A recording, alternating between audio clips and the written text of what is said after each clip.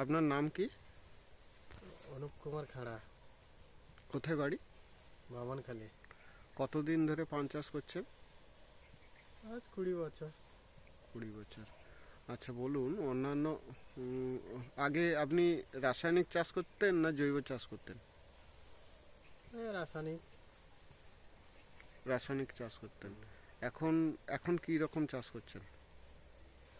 এখন বায়োতে যাচ্ছি। জৈব চাষ করছেন? আচ্ছা, জৈব চাষ করে আপনি লাভ পেয়েছেন না লস পেয়েছেন? লাভ পেয়েছি। রাসায়নিক চাষে থেকে ভালো না খারাপ সেটা একটু। রাসায়নিক থেকে ভালো জৈবতে। দাম কেমন পাচ্ছেন? দাম 4 লাখ, 3 লাখ, 2.5 লাখ, মানে 4 লাখ। রাসায়নিক চাষ করলে কি সমস্যা দেখতেন বা জৈব চাষ করলে কি সমস্যা আছে, এটা যদি একটু বলেন। রাসায়নিক চাষ করলে মাটি নষ্ট হয়ে যায়। জৈবতে চাষ করলে মাটির গুণাগুণ ঠিক থাকে। সারা বছর ফলন কি ঠিকঠাক পাচ্ছেন, না রাসায়নিকের মতন সেই রকম একবার ভালো হয়ে যায় একবার খারাপ হয়ে যায় সেই রকম হচ্ছে? মোটামুটি পাচ্ছি, আগের থেকে ভালো। রাসায়নিক সারের থেকে মোটামুটি ভালো। মানে আপনার চাষিদের জন্য বা এলাকাবাসীদের জন্য কিছু বলার আছে চাষবাসের জন্য?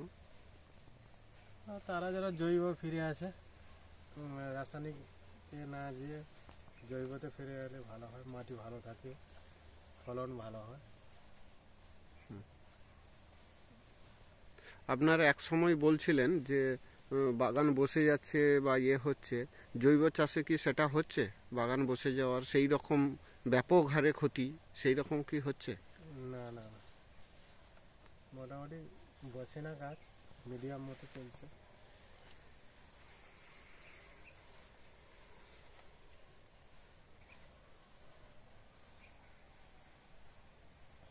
শীতে আপনার চিতি আছে?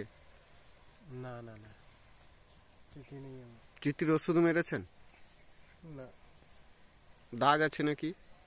না না না। আগে তো ছিল নাকি? হ্যাঁ, আগে ছিল।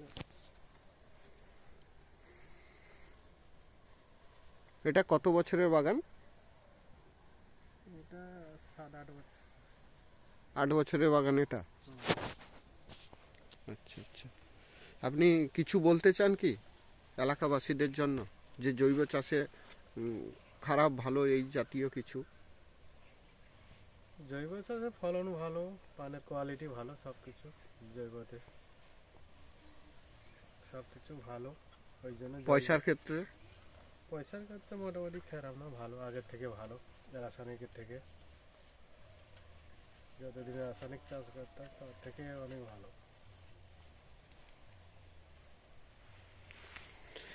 মাটিতে কি কি মারা আছে? জৈব খোল?